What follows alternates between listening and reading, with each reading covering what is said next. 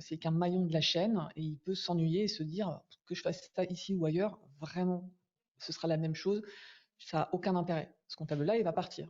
Le comptable qui comprend ce qu'il fait, qui comprend quel est son rôle dans le fonctionnement global dans l'entreprise, qui apprécie ses collègues, passe du bon temps avec ses collègues. Certes, il préfère être en vacances, mais quand il vient au bureau, il est plutôt bien avec ses collègues. Il respecte son manager, il comprend ce que veulent faire ses dirigeants, dirigeantes. C'est tout un tas de choses qui fait qu'on n'est pas si mal que ça, quand bien même on n'est pas bien rémunéré. Ou quand bien même on se sent pas bien rémunéré, parce qu'entre ne pas l'être, enfin se sentir mal rémunéré et l'être factuellement, parfois il y a un décalage qu'on n'est pas prêt à entendre.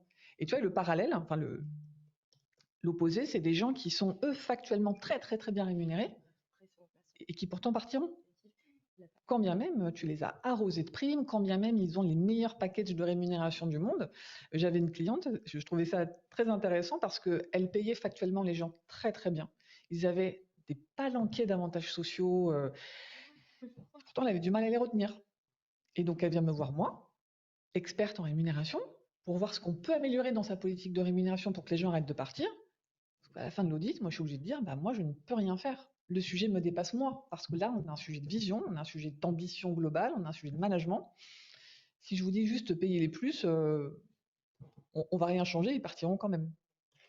Alors, il y a une actualité sur la Oui. rémunération, c'est la transposition en droit français d'une directive européenne qui date de 2020 ou de 2021 sur la transparence des salaires. Mm. Alors, c'est une actualité parce que la ministre a présenté aux élus les principes de cette loi qui va être votée autour de l'obligation de reporting, de la transparence sur les offres d'emploi, le droit à l'information, l'interdiction de demander son salaire actuel dans un entretien d'embauche.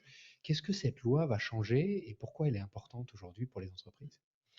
Je pense qu'elle va profondément changer le rapport à la rémunération dans les entreprises, dans la façon dont on l'aborde avec, dans un premier temps, les candidats-candidates, et aussi comment on l'aborde en interne.